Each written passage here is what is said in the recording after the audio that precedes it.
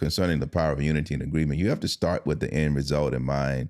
And one thought comes to mind is Psalms 133, which tells us that God commands his blessing on unity. Yes. It talks about unity.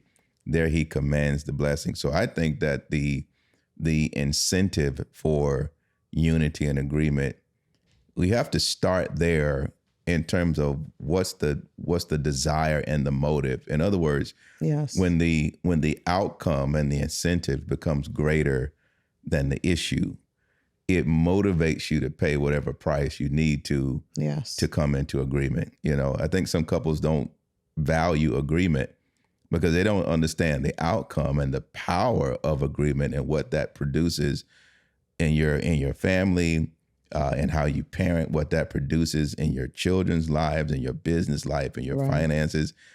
Everything works around, or everything responds to, I should say, the command and blessing of God concerning unity. Yep.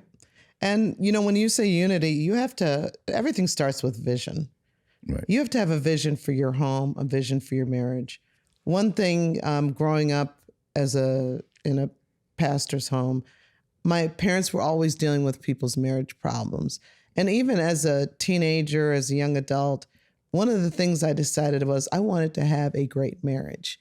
And not just because my parents had a good marriage, I wanted to have that for myself. I wanted to have a home that was peaceful, that my kids can grow up with peace. And that's sort of something that we have both, we're in unity about. Yeah. We're in unity that we want a home that when you walk through the home, the kids don't hear us screaming, yelling, fighting, upset to the point that they're internally a mess because they're living with us. Other things that we did to me as ground rules is I don't remember a day where we've almost been married 25 years. I don't remember a day that you ever slept on the couch. Right. Those were some of the ground rules that we are not going to sleep apart from each other. We're going to stay in the same room. And when you have high goals for your marriage, it helps you to keep working on those areas because unity is not an option. Right. Right. No, it's not. And it's, when you talk about the commanded blessing, one of the things that becomes a challenge for couples is just success in life. Sometimes it's finding the right job or making enough money, being able to prosper, to get your first home. Right. That money still, is at the top of the list in terms of the pressures right. that, couples face, or even the reasons for a divorce.